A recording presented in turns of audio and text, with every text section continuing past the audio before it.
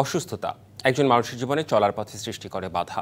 নিজের শারীরিক বা মানসিক অবস্থা বিবেচনায় সম্পূর্ণ সুস্থ থাকতে অনেকেই জানেন না তার কি করা উচিত।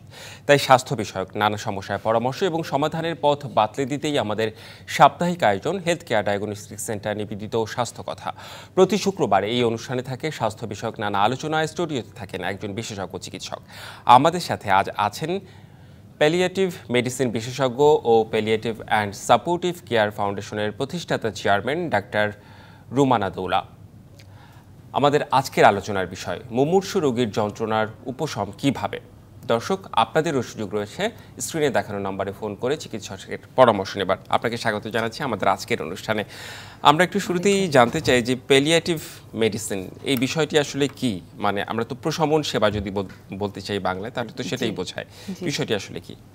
তো আসলে প্রশমন সেবাটা কি, এই সংজ্ঞাটা 1990 সালে ওয়ার্ল্ড হেলথ অর্গানাইজেশন, বিশ্ব স্বাস্থ্য সংস্থা একটি সংজ্ঞা দেন। সেটা হলো এরকম যে যখন কোনো রোগ এবং রোগীর নিরাময় চিকিৎসার মাধ্যমে সেই রোগ ভালো হয় না এবং জীবন সীমিত হয়, সেই মৃত্যু পথযাত্রী রোগী এবং তাদের বিপর্যস্ত পরিবারবর্গ, তাদের প্রতি যে সক্রিয় এবং সম্পূর্ণ সেবা তাকেই প্রশমন সেবা বলা হয়ে থাকে। তার মানে আমরা বলতে পারি যে অনেকেই যারা হচ্ছে অর্থাৎ মৃত্যু পথযাত্রী, যারা হচ্ছে আপনারা চিকিৎসকরা যাদের বলেন যে হয়তো শারীরিক কোনো অর্গান ফেলিওরের কারণে সে আর বাঁচবে না, ক্যান্সারের পেশেন্ট হতে পারে কিংবা কিডনি রোগের পেশেন্ট হতে পারে, ব্যাপারটা কেমন? আচ্ছা, এটা একটা কিছুটা ভুল ধারণা বলতে হবে। হ্যাঁ, আমরা এন্ড অফ লাইফ কেয়ার বা মৃত্যু পথযাত্রী রোগীদের সেবা বিশেষভাবে করে থাকি এবং এটা আমরা বিশেষভাবে ট্রেন্ড। হ্যাঁ, কিন্তু প্যালিয়েটিভ কেয়ার আসলে এখন যে পর্যায়ে আছে সেখানে যে কোনো লং টার্ম ইলনেস বা যেগুলো নিরাময় অযোগ্য রোগগুলো, সেই পর্যায়ে যখন কোনো রোগী আসেন, যেমন মোটর নিউরন ডিজিজে, পার্কিনসন্স বলতে পারেন, ক্যান্সার রোগী অনেক দিন ধরে ভোগেন, এসব রোগীর চিকিৎসার প্রথম থেকেই প্যালিয়েটিভ কেয়ারের যারা প্যালিয়েটিভ কেয়ারটা দিচ্ছেন তাদের সাথে প্রাইমারি ফিজিশিয়ান, যেমন অনকোলজিস্ট যদি থাকে ক্যান্সার রোগীর জন্য, তার পাশাপাশি প্যালিয়েটিভ ফিজিশিয়ান এবং টিম পরিচিত হওয়া ভালো এবং তাতে যে সুবিধা হয় সেটারও আমরা অনেক প্রমাণ পেয়েছি। সুতরাং প্রথম থেকে শেষ পর্যন্ত, এমনকি মৃত্যুর পরেও রোগীদের যে বিশেষভাবে এটাকে বিরিভমেন্ট কেয়ার বলে, তো আমি যদি সেখান থেকে আবার আসি, ডেফিনেশনের পাশাপাশি এটা বুঝে নিলে ভালো যে প্রথমে যখন একটা নিরাময় অযোগ্য রোগে একজন আক্রান্ত হয়, সেই যে ডায়াগনোসিস, সেই সময় থেকে প্যালিয়েটিভ কেয়ার প্রাইমারি ফিজিশিয়ানের সাথে পাশাপাশি থাকবে। তারপরে দেখা যায় যেমন ক্যান্সারে আস্তে আস্তে কখনো ছেড়ে যায় যদি আগে চিকিৎসা শুরু হয়, কখনো কিন্তু সারে না রোগী, তখন ছড়িয়ে যায়, দেরিতে অনেক সময় আসে রোগীরা আমাদের দেশগুলোতে বেশি, তখন ছড়িয়ে গেলে সেটা তখন আস্তে আস্তে প্যালিয়েটিভ কেয়ারের রোল বাড়তে থাকে এবং আপনার প্রাইমারি চিকিৎসক পাশে থাকেন কিন্তু হয়তো তার রোলটা কমে যায়। অ্যান্ড এই জিনিসটা আরও বেশি সক্রিয় হয় এন্ড অফ লাইফে, মানে শেষ 6 মাস আমরা কিছুটা বুঝতে পারি রোগী যখন আর খেতে পারছে না, অসুস্থ হয়ে যাচ্ছে, উইকনেস বেড়ে যাচ্ছে, ছড়িয়ে গেছে অসুখ, তখন শেষের 6 মাসে ইন্টেন্সিভলি প্যালিয়েটিভ কেয়ার, তারপর রোগী চলে গেল, আমরা কিন্তু পরিবারের হাত ছাড়ি না, আমরা পরিবারের পাশে থাকি। সুতরাং সেটাকে বলা হয় বিরিভমেন্ট কেয়ার। আচ্ছা, হ্যাঁ, এবং এর মাঝে যখন অসুস্থ রোগী তার চিকিৎসা দিতে দিতে যারা বাড়ির আত্মীয় স্বজন আছেন তারা নিজেরাও কিন্তু অসুস্থ হয়ে পড়ার মতো হয়ে যায় মানসিকভাবে। হ্যাঁ, সেই সময় প্যালিয়েটিভ কেয়ারের একটা বিশেষ সেবা হলো যেটাকে বলা হয় রেসপাইট কেয়ার, মানে রোগীকে একটা সময় দেওয়া। রোগীর আত্মীয় স্বজনকে আমরা তখন বলি আপনারা একটু কোথাও ঘুরে আসেন, আমরা কয়েকদিন তাদের সেবা দিব এবং দেখাশোনা করব। সুন্দর যদি একটা ব্যবস্থা থাকে তাহলে এই প্রত্যেকটা জায়গায় আমরা রোগী এবং তার পরিবারের পাশে থাকতে পারি। এটা একটা প্যালিয়েটিভ কেয়ারের মানে খুব ভালো একটি বিষয়। আরেকটি বিষয় আমি জানতে চাই, যখন হচ্ছে আপনারা বুঝে যাচ্ছেন যে এই পেশেন্ট আর 6 মাস বাঁচবে কিংবা তার বেশি কিছুদিন কিংবা কম, সেই ক্ষেত্রে আসলে শারীরিক এবং মানসিক দুইভাবেই তো পেশেন্টের প্রভাব পড়ে, শারীরিক ব্যথা আবার মানসিকভাবে তার অবস্থা খারাপ থাকে, এই দুইটা বিষয় আসলে কিভাবে আপনারা সেবা দিয়ে থাকেন? আচ্ছা, একটু আগের থেকে গিয়ে বলি যে আমরা এইসব রোগীর পাশে আমরা কিভাবে থাকি। আমরা তাদের পাশে তাদের জীবনের মান উন্নয়ন করার জন্য কোয়ালিটি অফ লাইফটা যাতে ভালো হয় এই সব সময়গুলোতে, সেটা একটা আমাদের কাজ প্যালিয়েটিভ কেয়ারে। তাদের সময়গুলো যেন আরামদায়ক হয় এবং সহজ হয়, রুগী এবং রুগীর পাশে থাকা। আর আমাদের প্যালিয়েটিভ কেয়ারের একটা বিশেষত্ব হলো যে এই চিকিৎসাটা কিন্তু কেবল শারীরিক চিকিৎসা বলছি না আমরা, সম্পূর্ণ চিকিৎসা। এটা বলতে আমরা বুঝাই হলিস্টিক কেয়ার। হলিস্টিক কেয়ারে যা আসে সেটা হলো physical, mental, social and spiritual বা সাইকোসোশাল। হ্যাঁ, সো বাংলায় বলতে গেলে আপনার শারীরিক, মানসিক, সামাজিক এবং আধ্যাত্মিক দুদিকে এই সব কয়টা দিক আমরা যদি অ্যাসেস করি, একজন পেশেন্টকে, একজন রুগীকে ভালো মতো বুঝে নেই, সেইভাবে আমরা চিকিৎসা ব্যবস্থা করতে চাই। এবং আমাদের চিকিৎসা ব্যবস্থাটা রুগীর থেকে পারমিশন নিয়ে আমরা রুগীর আত্মীয় স্বজনকে সহ বসে পরিপূর্ণ একটা ব্যবস্থা করি যে আপনি আপনার গোল কি। আমি আপনার জন্য একটা গোল সেট করতে তো পারি না, এটা আপনার জীবন, এবং জীবন প্রান্তিক পর্যায়ে যদি চলে আসে তার আগে আপনার নিশ্চয়ই বিশেষ কিছু ইচ্ছে আছে, সেগুলো জেনে নেওয়া আমাদের লক্ষ্য। আমরা জেনে রুগীর সাথে বসে আইডিয়ালি সেই চিকিৎসা ব্যবস্থাটা করি। এবং সে সবসময় তো তাকে আমরা হাসপাতালেও রাখতে চাই না, হয়তো 2 বছর বাঁচবেন উনি। হ্যাঁ, আচ্ছা, তো আমরা চাই ঠিক আছে প্রয়োজনে হাসপাতালে আসবেন এবং কখনো কখনো উনি আবার তার বাড়িতে থাকবেন, এবং বাড়িতে আমাদের টিম গিয়ে তাকে দেখাশোনা করবে, কখনো ডাক্তার, কখনো নার্স, কখনো সামাজিক সেবা যারা দেন, সোশ্যাল ওয়ার্কার। মানে আইডিয়াল সেটআপের কথা বলছি, এটা একদম পুরো টিম ওয়ার্কটা যেভাবে আপনারা আসলে করে থাকেন। এবং কাউন্সেলিংও করা হয়। হ্যাঁ, আইডিয়ালি একজন সাইকিয়াট্রিস্ট বা সাইকোলজিস্ট থাকলে, কাউন্সিলর থাকলে খুব ভালো একটা কেয়ার পায় রোগী এবং রোগীর লোক। এই ক্ষেত্রে আসলে শারীরিক যে যন্ত্রণাটা, ব্যথাটা, এটা আসলে কিভাবে আপনারা উপশম করেন? এটা কি কোনো মেডিসিন দেয়া হয়? খুব ভালো প্রশ্ন।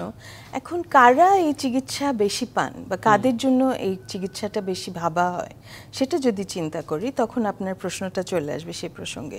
সবচেয়ে বেশি দেখা যাচ্ছে, দেখুন পৃথিবীতে প্রায় আপনার 60 মিলিয়ন, 65-67 মিলিয়ন মানুষ, এটা ল্যান্সেট কমিশন রিপোর্টে এসছে, 60 মিলিয়ন মানুষের প্রয়োজন প্যালিয়েটিভ কেয়ারের।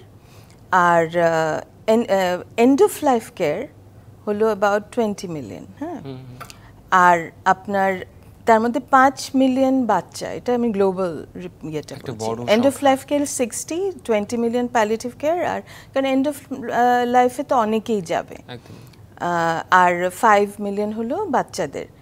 আর বাংলাদেশে একটা জরিপ করা হয়েছে নিপোর্টের মাধ্যমে করা, সেখানে দেখা গেছে 675,000, মানে প্রায় 6,000-এর মতো, 600,000। হ্যাঁ, সো এতগুলো রুগী কিন্তু প্যালিয়েটিভ কেয়ার পাওয়ার যোগ্য। তাদের মানে হেলথ রিলেটেড সাফারিং যাদের অনেক আছে, তাদেরকে আমরা বলছি যে এনারা প্যালিয়েটিভ কেয়ার পাওয়ার যোগ্য।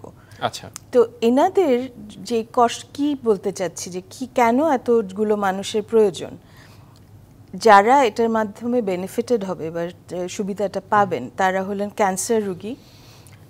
বিদেশে বেশি, আমাদের দেশেও এখন 65-এর বেশি, আপনি জানেন সবাই বাড়ছে। আমাদের অ্যাপ্রক্সিমেটলি লাইফ এক্সপেক্টেন্সি 62.9, আগে ছিল 55। অনেক দিন বাড়ছে, ডিমেনশিয়া হচ্ছে, ভুলে যাচ্ছে।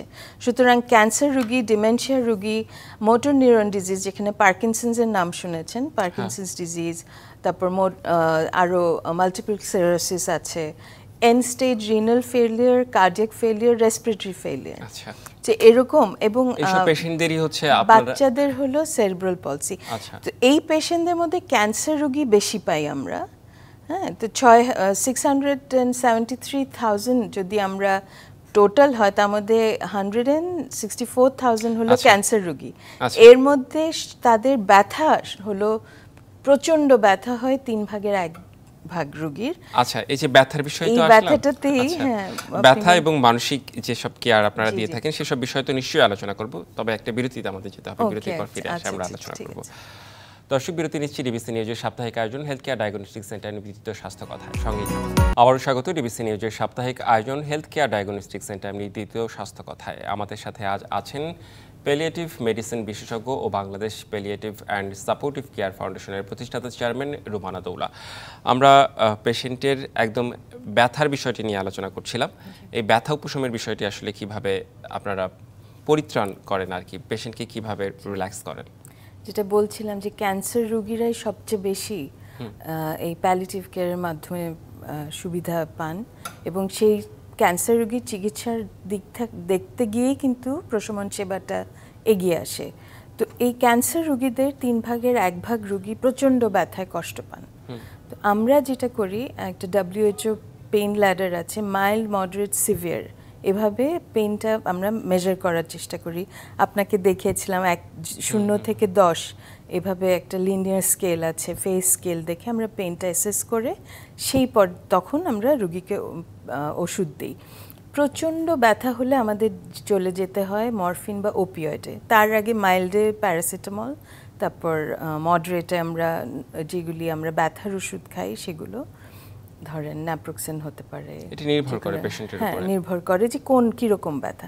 প্রচণ্ড ব্যথায় ওপিয়েডটা দিতে হয়, এই জন্য আমরা এটা বিশেষভাবে ট্রেন্ড থাকি প্যালিয়েটিভ ফিজিশিয়ানরা, এবং নার্সরাও জানে যে কোন রোগীকে এই পর্যায়ে গেলে দিতে হবে, তারা ডাক্তারদের অবগত করেন। আচ্ছা, তো এই ওপিয়েড পাওয়াটা আমাদের জন্য খুবই কষ্ট হয় রোগীদের জন্য, এবং আমরা ডাক্তাররা যারা দিতে চাই কিভাবে পাবে। তো আমি এখন চলে যাই যে একটা দেশে আমরা প্যালিয়েটিভ কেয়ার প্রদান করতে গেলে যেটা পলিসিটা জায়গা মতো থাকতে হয়, সেবাটা আর কি, সেবাটা যে কি যদি দিতে হয় আপনার দেশে পলিসি থাকতে হবে, প্যালিয়েটিভ কেয়ার, পেইন গাইডলাইন, এগুলো থাকলে তখন আমরা ট্রেনিং দিতে হবে ডাক্তার নার্সদের, পড়াশোনাটা, এডুকেশন দেখতে হবে, ট্রেনিং দেখতে হবে, এবং এই ওষুধগুলো থাকতে হবে। আমাদের প্রতিটা পর্যায়ে কাজ করতে হয়েছে বাংলাদেশে। 2005 থেকে আমরা কয়েকজন মিলে কাজ শুরু করি, সেখানে উল্লেখযোগ্য প্রফেসর নিজাম বিএসএমএমতে ছিলেন, এখন উনি আরেকটা প্যালিয়েটিভ সোসাইটিতে আছেন। যাই হোক, তো এই আমরা কয়েকজন শুরু করেন আর কি। আচ্ছা, একটি বিষয়, মানসিক বিষয়টা একটু জানতে চাই যে একজন পেশেন্ট যখন বুঝতে পারে যে সে আর 6 মাস বাঁচবে কিংবা 1 বছর বাঁচবে, এর বেশি সে বাঁচবে না, সেই ক্ষেত্রে মানসিক বিষয়টা আপনারা কিভাবে নিয়ন্ত্রণ করেন? পেশেন্টকে কিভাবে আপনারা বোঝান যে তার জীবন, মানে এটা যে কেউ তো আসলে এটা ভয়াবহ একটা ব্যাপার। অনেক সময় আমরা যখন ব্যথাটা পেইন অ্যাসেস করি, দেখি যে তার শারীরিক ব্যথার সেরকম কিছু কারণ দেখছি না, তখন বুঝতে পারি যে সে মানসিক কোনো কষ্টে ভুগছে, আধ্যাত্মিক কোনো কষ্ট তার। তো এই এক্সিস্টেন্সিয়াল ক্রাইসিস যেটা, সেটাকে আমাদের অ্যাড্রেস করতে হয় একভাবে। যেমন সে অনেক সময় রোগী আমাকে বলে, তখন আমরা বুঝি যে সে কেন এত কষ্ট পাচ্ছে, কাঁদছে হয়তো সারা রাত, ঘুমাচ্ছে না, অস্থির আছে, খুব স্বাভাবিক, সে মানসিক যন্ত্রণায় ভুগছে, সেটা আমাদের দেখতে হবে। তখন সময় দিতে হয় রোগীকে, বোঝার চেষ্টা করতে হয় কি ব্যাপার, নাহলে তো সে খুলে বলবে না। আমাকে অনেক রোগী বলে যে আমি ভয় পাচ্ছি, মৃত্যুকে ভয় পাচ্ছি। আবার কেউ কেউ বলে আমি কি অনেক খারাপ কাজ করেছি তার জন্য এটা হয়েছে, কেন আল্লাহ আমাকে শাস্তি দিচ্ছে, এই ধরনের প্রশ্ন, আমি কেন শাস্তি পাচ্ছি। এমনও হয়েছে অনেকে কেন্দ্রে বলছে আমি তো সবসময় মানুষের সেবা করে এসেছি, ভালো কাজ করেছি, তাহলে আমাকে কেন এটা ভোগ করতে হচ্ছে, এরকম কষ্ট পাচ্ছি কেন আমি। তখন তাদের পাশে দাঁড়িয়ে তাদেরকে বোঝানো যে এটার কারণ অনেক সময় আমরা পাই না, এবং এটা আধ্যাত্মিক পর্যায়ে নিয়ে যেতে হয় এবং ভয়টাকে দূর করে দিতে হয়। আমরা তখন অনেক সময় প্যাস্টোরাল কেয়ার বলা হয়, যেখানে প্রয়োজনে একজন ভালো যদি মৌলভী বা অন্যান্য দেশে যারা যেই ধর্ম পালন করেন তাদেরকে, সেই মানুষকে এনে তাদের পাশে কথা বলিয়ে দিলে তারা অনেক সময় মনটা ভালো। এটা একটা। অনেকে আবার ঠিক ধার্মিক দিক না, স্পিরিচুয়াল দিক থেকে সাফার করে, তখন আমরা ভয়টা দূর করাতে বলি যে আসলে এরপরে অনেক নিশ্চয়ই সুন্দর একটা সময়, এটাকে ভয় যাতে না পায়, কারণ ডেথটাকে ভয় পাওয়াটা আমরা কমানোর চেষ্টা করি, কারণ ডেথ অ্যাকচুয়ালি একটা ট্রানজিশন, এভাবে বুঝালে। এবং আমরা সবাই কিন্তু এগিয়ে সে পথেই যাচ্ছি, আমরা জানি না কবে কার সময়।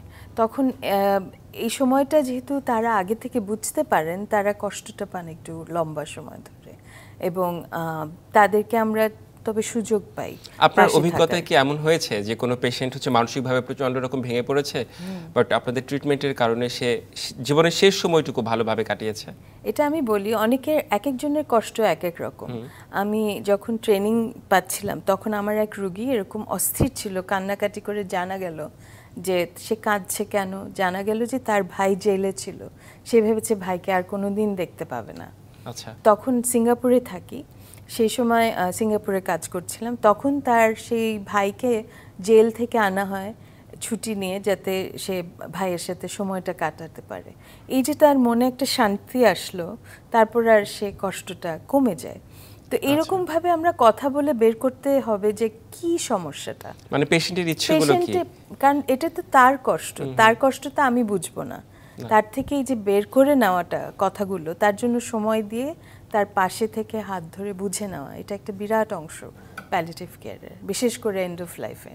আচ্ছা, এই প্যালিয়েটিভ কেয়ার মানে এই প্রশমন সেবার যদি আমি বলি যে আপনারা প্রচন্ড ব্যথা হলে তো সেক্ষেত্রে মেডিসিন ব্যবহার করেন, সেই বিষয় তো ডিটেইল আপনি বললেন, মানসিক বিষয়টাও বললেন, মানে পুরো সিস্টেমটা কি হচ্ছে এই ওষুধ এবং টেক কেয়ার এর মধ্যেই সীমাবদ্ধ, নাকি হচ্ছে পরিবারের স্বজনদেরও আপনারা হচ্ছে?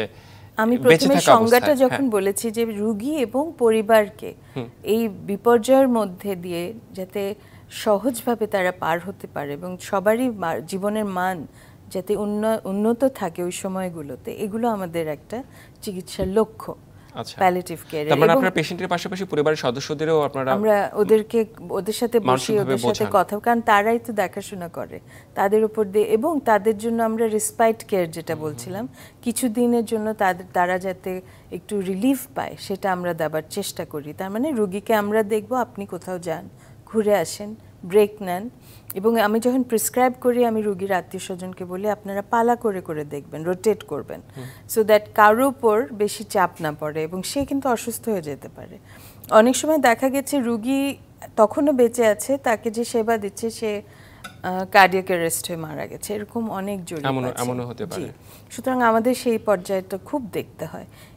আর আপনাকে যেটা বলছিলাম যে হাসপাতালে দেওয়া যায়, হ্যাঁ, আউটডোরে দেওয়া যায়, হোম কেয়ারে দেওয়া যায়, আচ্ছা, কমিউনিটিতেও দেওয়া যায় প্যালিয়েটিভ কেয়ার, মানে সবখান থেকেই ট্রিটমেন্টটা কেউ সব থেকে নিতে পারবে। এবং বাংলাদেশে এখন কিন্তু হচ্ছে কাজগুলো, এটা একটা শান্তির জায়গা। আচ্ছা, এটা একটা ভালো দিক। আমি একটু শিশুর বিষয়ে আসতে চাই।